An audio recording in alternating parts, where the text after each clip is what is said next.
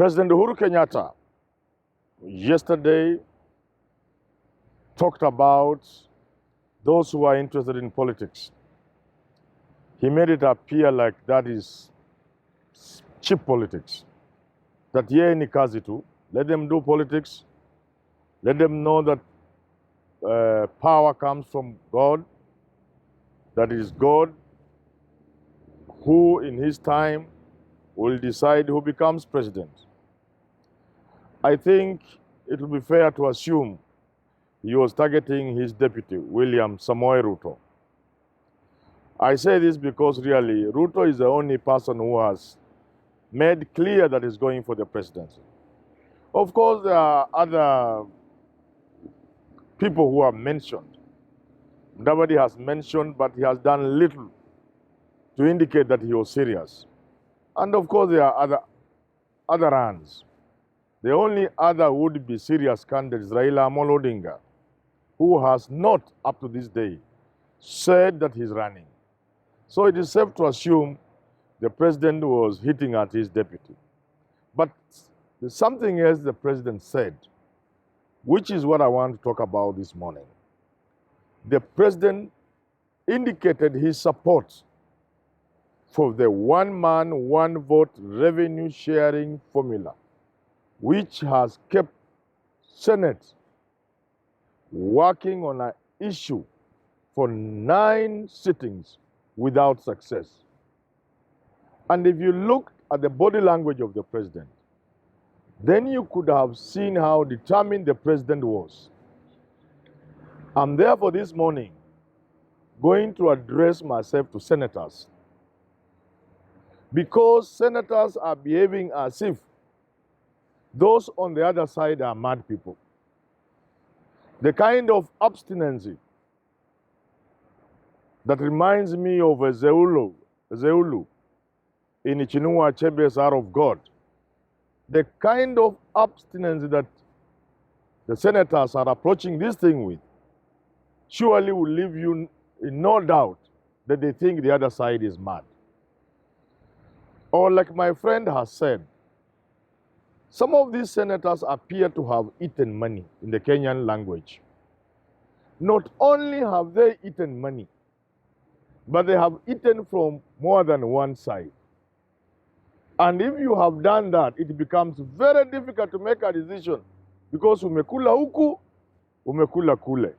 Umekuwa nduma kuwili wanavyosema Waswahili.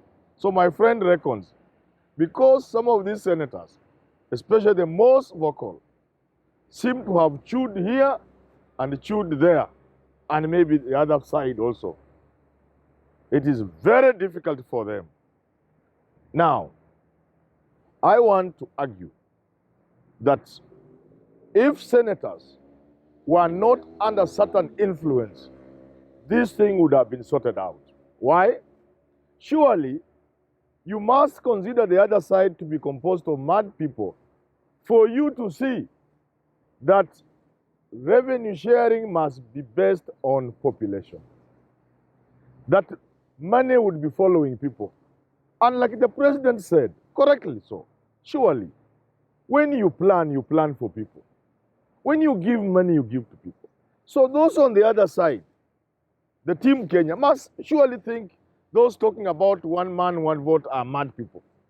Equally, those on the one man, one vote are equally obstinate, because do they think these other guys are mad?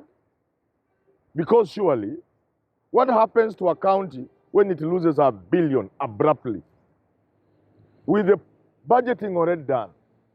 How do you sort out yourself when you have lost money abruptly and you already have done a budget on the basis of what you knew was going to be allocated?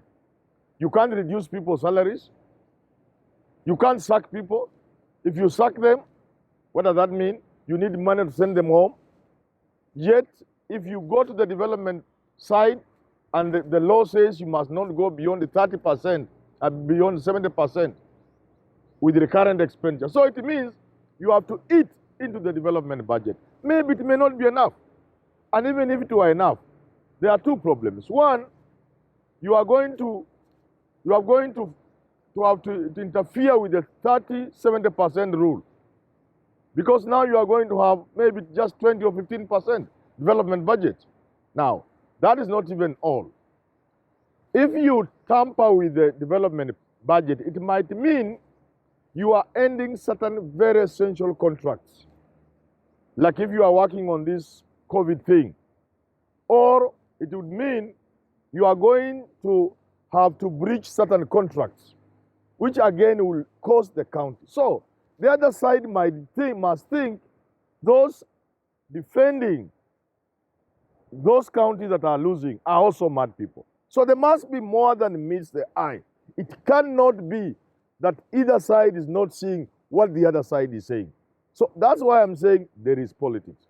And I go back to the president, because today I wanted to address myself to the young men, the Team Kenya. Another time I'll address the others.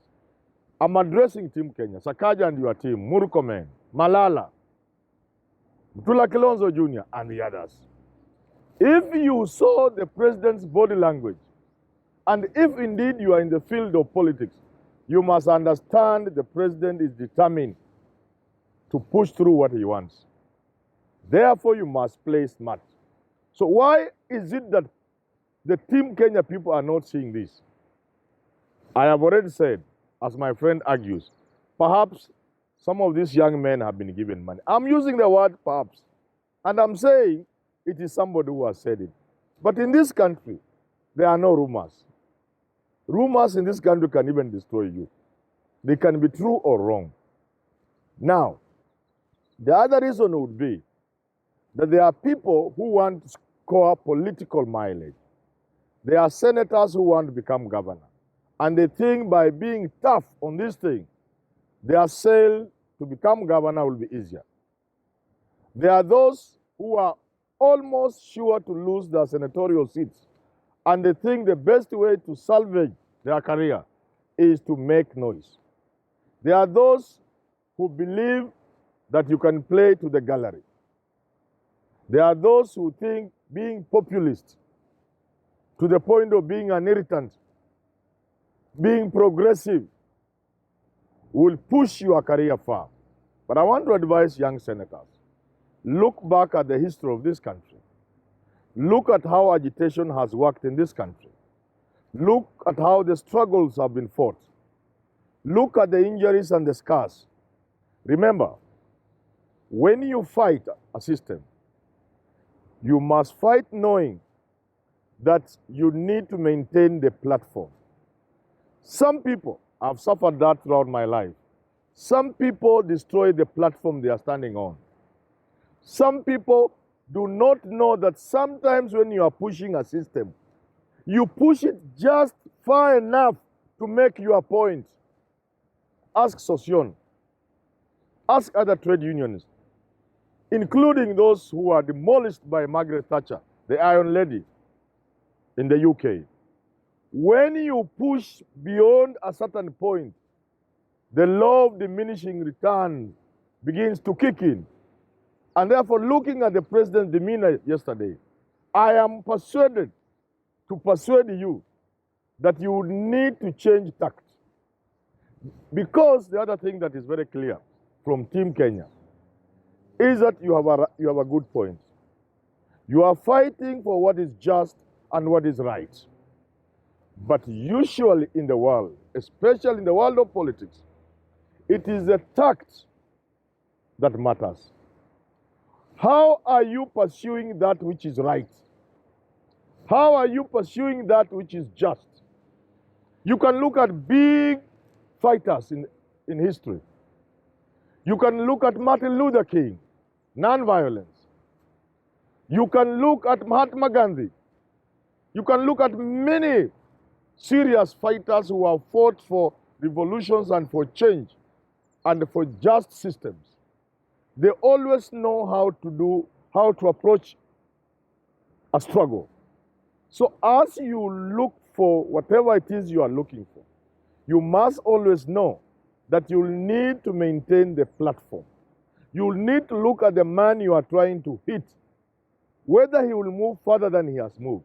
So today, I urge Senate I urge Senate, as you meet on Monday to make the final decision, do so knowing that the other side is not made of mad people or madmen or women. I also urge you, especially Team Kenya, to know that in a struggle you must know how far you can push, and that beyond that point, your returns become negative. So do not think your career is being helped. Sometimes you may destroy your career by thinking you are building it. In the process of some of these struggles, I'm addressing myself to Malala, Mutula Kilonzo and the rest. In the process of these struggles, you may even lose your friends that you'll need tomorrow in your career. So be very tactful. Know what you are fighting for is right, just, but remember, as some people are saying, they will say all manner of things about you, including that you have eaten. You may have eaten, you may not have eaten, but be tactful. But at all times, put the interest of the country first. At all times. Putting the interest of the country first does not mean that it's either your way or the highway. No, it doesn't mean that. It means just be fair to yourself, be fair to the other side, and be fair to your country.